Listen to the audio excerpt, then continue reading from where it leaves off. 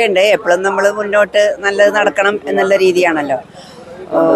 ഇങ്ങനെയൊന്നും പോരാ എന്നൊരു അഭിപ്രായമുണ്ട്. അപ്പം എൻ്റെ ഒരു 20 to 55 ഏജിൽ ഞാൻ പുറത്തായിരുന്നു. അപ്പോൾ അവിടുത്തെ നല്ല കാര്യങ്ങളൊക്കെ കണ്ടിട്ടാണ് ഞാൻ വരുന്നത്.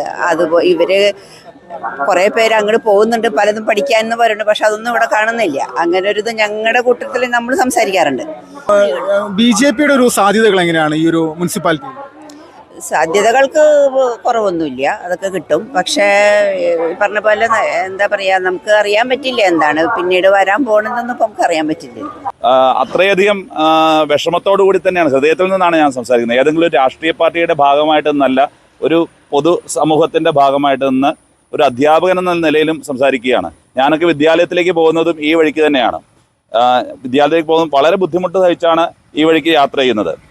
ഒരു പരിചയമില്ലാത്ത ഒരു യാത്രികനാണ് ഇതിലെ വരുന്നത്. രാത്രികാലങ്ങൾ